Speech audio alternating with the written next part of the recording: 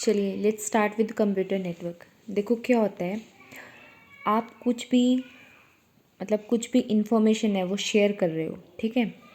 तो वो इन्फॉर्मेशन ही कुछ भी हो सकता है, लाइक रिसोर्स हो सकता है, कुछ भी आप कोई थिंग्स हो सकती है। लाइक नॉर्मल केस में एग्जांपल लूँ, आप मान लो एक घर में रह रहे हो, ठीक है ना। For example you are living in one room, एक सेंडर हो जाएगा, एक रिसीवर हो जाएगा, ठीक है ना। जब हम इसको नेटवर्क की फॉर्म में, कंप्यूटर की फॉर्म में बोल देंगे तो हम इनको डिवाइस या नोड्स बोल देंगे या वर्क स्टेशन बोल देंगे या कंप्यूटर बोल देंगे, ठीक है। सपोज़ आप एक घर में रह रहे हो, अगर एक घर में लाइक आपके दो ब्रदर हैं तो एक को कुछ चाहिए तो एक क्या हो जाएगा, रिसीवर, एंड जो भेजेगा वो हो जाएगा सेंडर। फॉर एग्जांपल उसको किसी को एक बिस्किट का पैकेट चाहिए, तो विद इन अगर आप सेम ही रूम में हैं, मतलब सेम ही घर में है, तो आपको किसी भी चीज़ की ज़रूरत नहीं है, मतलब आपको बीच में कोई मीडियम चाहिए ही नहीं, आप उसको उठ के वो चीज़ दे दोगे, ठीक है ना।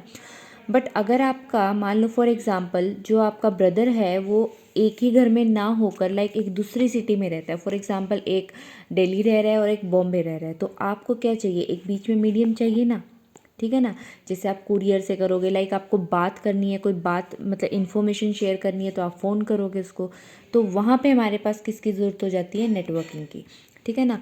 तो ये वही है कि अगर with in a same machine, मतलब अगर एक ही कंप्यूटर में दो प्रोसेसेस हैं, उनको आपस में कम्युनिकेशन करनी है तो हमें नेटवर्क की ज़रूरत नहीं पड़ती।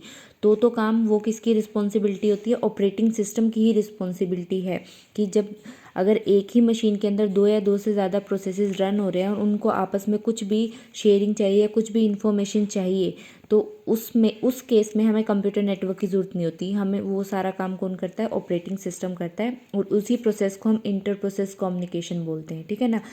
इंटरनेट या नेटवर्किंग तब रिक्वायर होती है जब एक सेंडर और एक रिसीवर मतलब बहुत डिस्टेंस पे हो, ठीक है ना। मतलब M1 है, यहाँ पे एक मशीन है जो कहाँ पर है, इंडिया में है, लाइक एक कंप्यूटर, एंड दूसरा कंप्यूटर कहाँ है, तो हमें क्या चाहिए, इनको इन्फॉर्मेशन ट्रांसफ़र करने के लिए उनके बीच में, तो हमें क्या चाहिए, नेटवर्किंग चाहिए। तो यहाँ पे हमारी क्या होती है, नेटवर्किंग की ज़रूरत हो जाती है, ठीक है। अब उसके बाद ये है कि तुम्हें कुछ ना कुछ इन्फॉर्मेशन सेंड करनी है, लाइक सेंडर से रिसीवर पे, तो तुम्हारी कुछ ना कुछ फंक्शनैलिटी होनी चाहिए, मतलब कुछ प्रोटोकॉल्स होने चाहिए, कुछ रूल्स, कुछ स्टैंडर्ड होने चाहिए। ऐसा ना हो लाइक जैसे एक इंग्लिश लैंग्वेज है वो एक स्टैंडर्ड है, लाइक मतलब अगर इंडिया में जो लाइक हम लिखेंगे राम इज़ माई ब्रदर, ठीक है ना, USA में भी हम उसको यही लिखेंगे राम इज़ माई ब्रदर, मतलब ताकि वो सेम पढ़ा जाए। ऐसा ना हो कि जैसे पहले हम सब्जेक्ट लिखते हैं, फिर हेल्पिंग वर्ब और फिर ऑब्जेक्ट, अगर मैं ये लिखूँ कि ब्रदर इज़ राम तो वो उल्टा हो जाएगा ना, ठीक है ना। तो वही रूल्स है, मतलब कुछ स्टैंडर्ड होने चाहिए, कुछ फॉलो होने चाहिए जब हम क्या करें, कम्युनिकेशन करें। तो वही फंक्शनैलिटी या प्रोटोकॉल्स क्या, for sending end receiving data from the internet. तो हमारे पास अराउंड 70 फंक्शनैलिटी होती है, 70 हमारे पास ऐसे डिफरेंट रूल्स होते हैं जिनको हमने दो कैटेगराइज कर दिया, एक तो मैंडेटरी और एक हो गया ऑप्शनल, ठीक है ना। जो मैंडेटरी है उसके अंदर आएंगे, जो मैंडेटरी फंक्शनैलिटी है जो हर किसी में होनी ही चाहिए, ठीक है ना। वो क्या होता है, एरर को कंट्रोल करना, लाइक सेंडर ने जो मैसेज भेजा रिसीवर के पास भी वही मैसेज होना चाहिए, उसमें किसी प्रकार की मतलब लाइक अगर इसने मैसेज M भेजा तो यहाँ पे M1 नहीं होना चाहिए, मतलब उसमें कुछ डिस्टॉर्शन, कुछ ना तो खुद से इन्फॉर्मेशन ऐड होनी चाहिए और ना डिलीशन होनी चाहिए।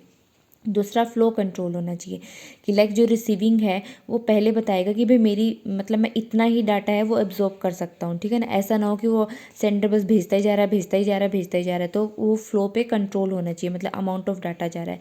तीसरा मैंडेटरी में हमारे जो मर्क्स और डीमर्क्स है वो भी यहाँ पे यूज़ होते हैं, ठीक है ना। एंड ऑप्शनल क्या होते हैं, ऑप्शनल स्टैंडर्ड होते हैं।